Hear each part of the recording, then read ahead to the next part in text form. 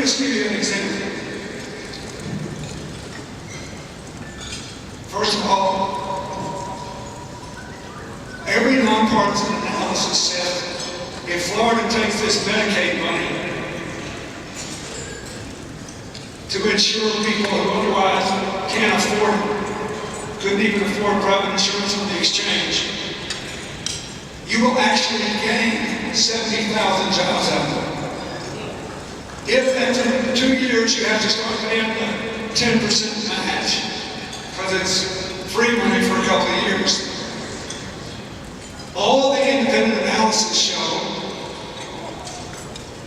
that with those people working, and with sick people who won't be sick as much and will be working, you will generate so much tax money that you'll actually make a profit out of taking the Medicaid match. The Republican Speaker of the House in Virginia commissioned his own study to prove that even though lots of working poor people would get health insurance, it was a bad deal for Virginia because of the 10% match. His own study showed that over a 10-year period, the Virginia state treasury would be more than $1 billion better off if it took Medicaid match. So when the governor turned the call and said, well, Mr. Speaker, I read your study. You know what he said? I haven't read it and I don't intend to. You need to go talk to me. I have listened for 34 years now. While the Republican Party has told me that they were the pro-family, pro-work party, and we were the pro-welfare party. Their position on Medicaid expansion is take care of the people on welfare because they're already covered. Don't help those poor working families that can't get their kids out of poverty and cannot give them health care. It is morally wrong and it is economically dumb. You've got to let it bring the election.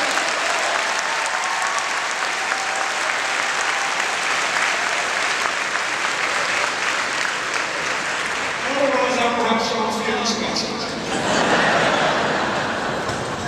Should we raise the minimum wage? Of course we should.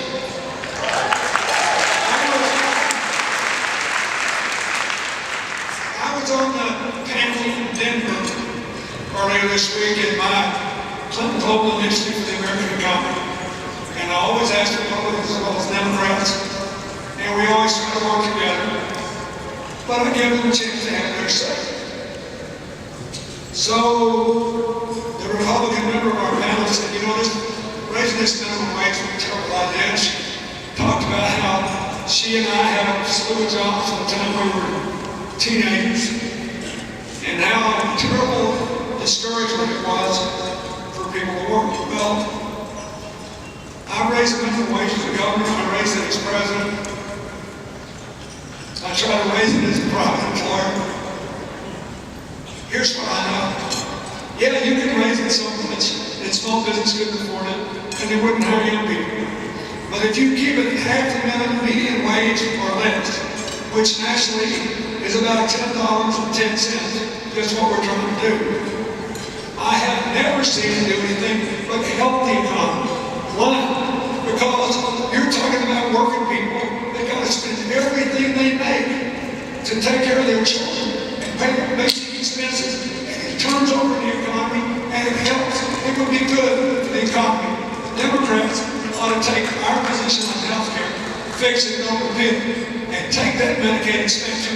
We'd like for 70,000 jobs. Florida lost 18,000 jobs last month. Why in the world would you walk away from 70,000 new? And you walk away from 70,000 jobs. Now, you can't say this, and I'm going to read this to you. People ask me all the time, what are you most proud of that you did as president? And the answer can be found in this chart. And since I know you can't see it, I'm going to tell you what it says. All from official government documents. In the 8 years I was president, our economy produced 22.8 million new jobs.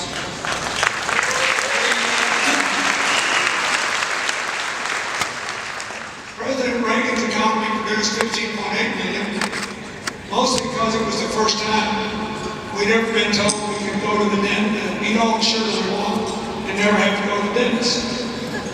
That is, we never have had big government deficits in peacetime before, in normal times. In the 80s, 77,000 people lived out of poverty. In the 90s, when I served, 7.7 million did. 100 times.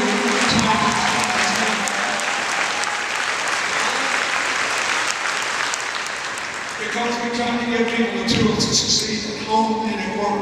Because we have a goal that nobody who works full time should have to raise their kids in poverty.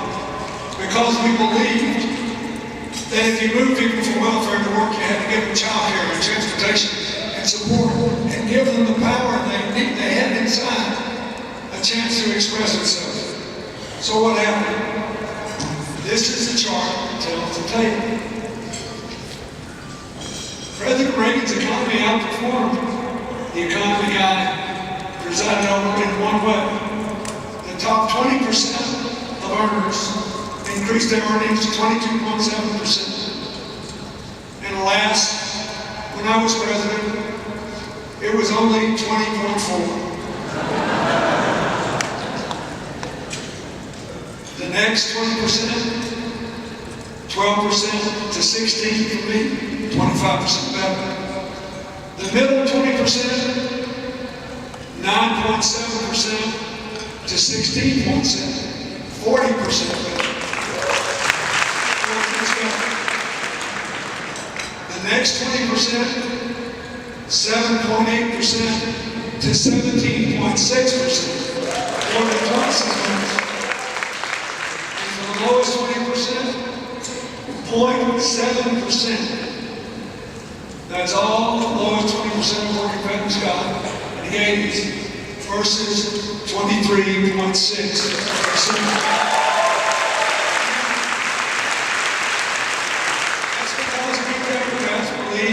In shared opportunities, shared prosperity.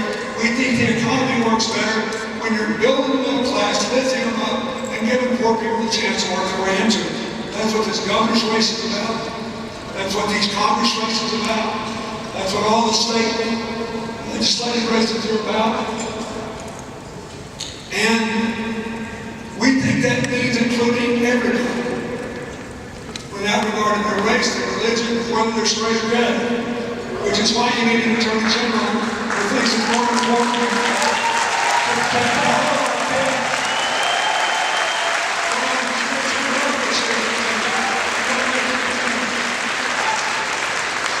So, that's it. We got to concentrate. Tell people what we're for. We'd like to have Medicaid expansion, thank you very much. We need 70,000 jobs. And it's morally right. And besides, the state will make money.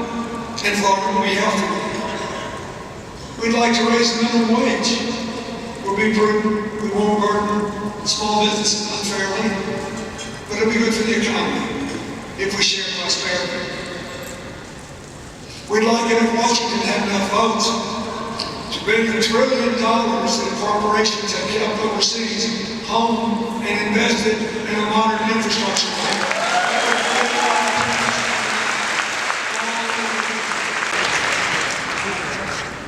We got to be simple and direct. We have now replaced all the jobs that were lost during the recession, which was very nearly a total depression. We did that in a little less time than typically happens. But we can't wait for the 10 years, which is the average time it takes for a country to recover from a financial crisis, to get our incomes going again, to get middle class earnings up and poverty down. You don't want to wait 10 years, do you? In 1873 and 1893, we waited 10 years. After the Depression, we waited 12 years until the outbreak of World War II to fully recover from the financial crash. We can't wait. And I'm telling you, we can get these numbers again. There's nothing wrong with the American people. There's nothing wrong with the Romans. There's nothing wrong with the people. You are better positioned in nearly any place, not just in America, in the whole world, because of the diversity of your population, the wide variety of educational opportunities you offer, and the specific kinds of investments that are already elevating people here and around the country. When Disney World moved to Orlando, I never will forget when I was a young father. I'm about to be an old grandfather.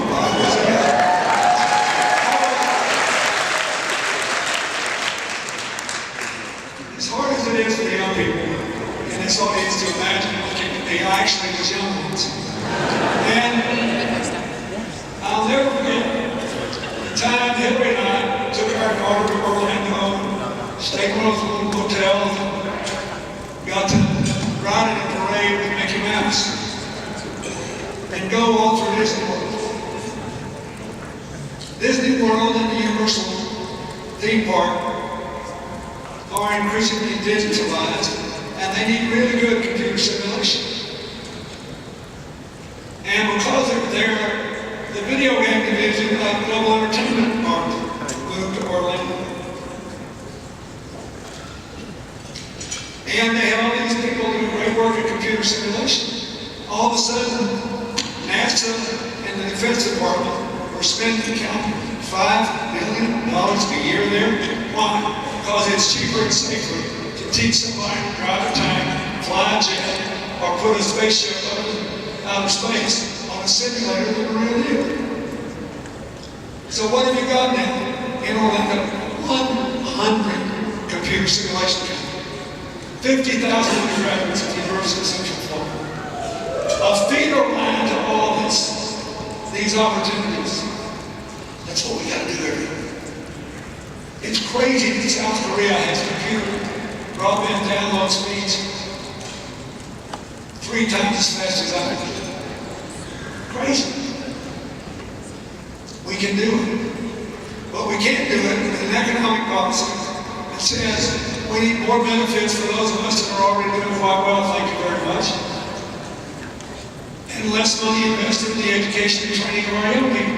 We can't do that. So on these fundamental issues, the Democrats, whether they're running for governor, attorney general, the House of Representatives, or the state legislature, are on the right path, and people know it. But we have to concentrate so we say it. Other thing we got to concentrate on is convincing our people it's worth voting. There are about 130 million Americans that will now vote in every presidential election. They're really good at it. And in the last election, they had a lot of help from those of you in Florida that I think were nothing short of brilliant in getting people, A, to want to vote, and B, to express their displeasure with the efforts of the governor and the legislature to restrict the franchise and make it harder for them to vote while showing up and voting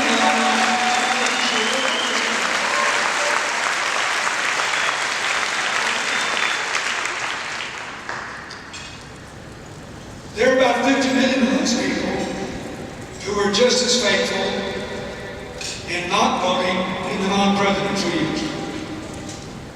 And they are disproportionately Democrats. We should have won that special election for Congress. Alex